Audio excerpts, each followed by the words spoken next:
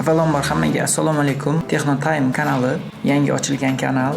Bugun Realme Q2 smartfonini o'zbekcha unpacking qilamiz, ya'ni tafsilotlarini tushuntirib o'tamiz. Qani boshladik.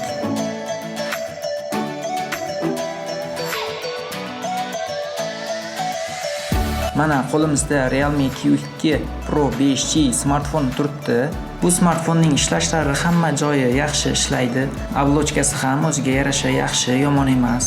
Bu Realme kompaniyasi ham rivojlanishi kuchli. Bu Realme kompaniyasi asosan Redmi bilan raqib sifatida ish yuritadi desak ham bo'ladi.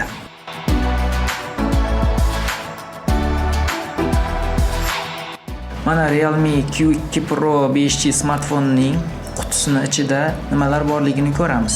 Ichida silikondan qilingan telefonning oblochkasi, g'ilofi va 45 vatlik tez zaryad oladigan zaryadnigi va USB Type-C bor va smartfonning o'zi va dokument qog'ozlari, hujjatlari.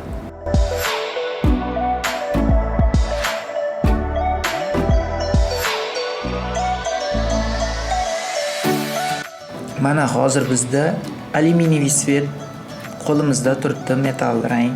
Bu ko'zga ko'rinishi ancha yaxshi. Endi men o'zimga yoqdi bu rangi. Mana orqasida ham katta qilib Realme deb yozib qo'yibdi. Bu o'zgacha dizayn desak adashgan bo'lamiz, chunki boshqa telefonlar Huawei Honor'larda ham shunday yozuv qilib qo'yilgan. Kamerasiga keladigan bo'lsak, hozirgi Samsung'larni Note 20 versiyalari shunga o'xshash qilib ishlangan yoki Realme ulardan olgan. Endi Realme ulardan olgani aniq bo'lsa kerak. Shular bilan dizayni bir xil hisob. Mana telefonning barmoq izi skaneri yon tomonida joylashgan bo'lib, mana old qismida o'zining zavodskoy plyomkasi bor.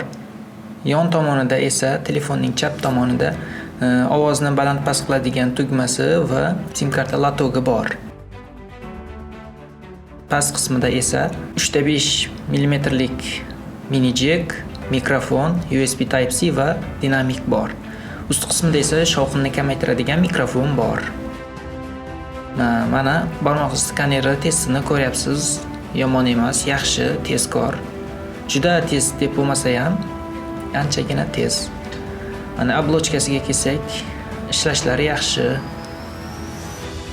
Nastroykalariga kirib ko'ramiz. Mana shunday siz ko'rib turgandek.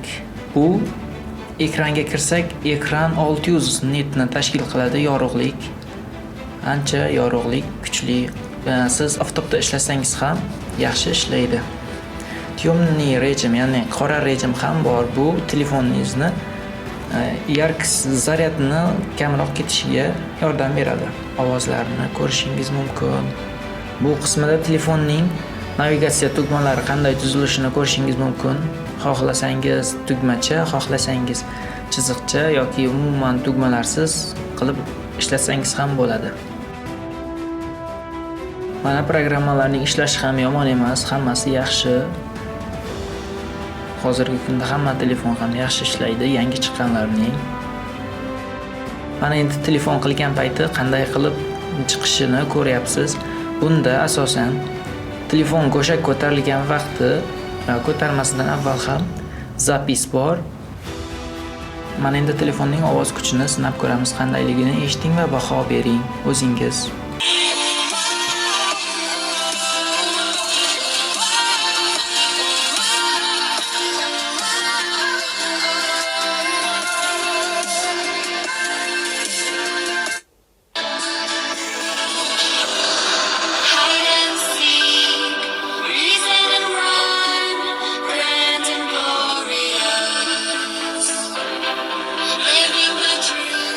Ovozi yomon emas, yaxshi. Anchagina sifatli desa ham bo'ladi. Ha, bu to'g'ri, stereo ovoz emas, mono ovoz, faqatgina pastidan ovoz chiqadi. Ana endi Realme Q2 Pro 5G smartfonning xarakteristikasiga keladigan bo'lsak, bunda protsessori MediaTek Dimensity 800U protsessor qo'llangan. Xarakteristikasiga kelsak, MT6853V texnologik protsessor 7 nanometrni tashkil qiladi. 8 yadroli, chastota 500 dan maksimal 2400 gacha chiqadi. Graficheskiy protsessorga keladigan bo'lsak, bu Mile G57MC3 ni qo'llab-quvvatlaydi.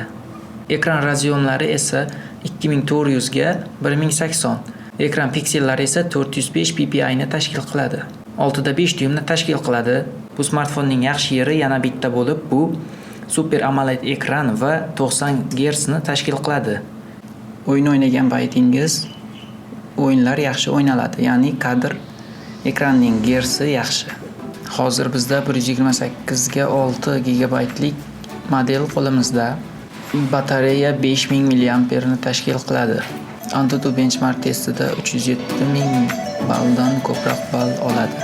Geekbench 5 ta esa single core'da 596, multi core'da esa 1766 ball to'playdi. Mana endi Asphalt 9 o'yinini o'zingiz ko'rasiz qanday o'ynalishini.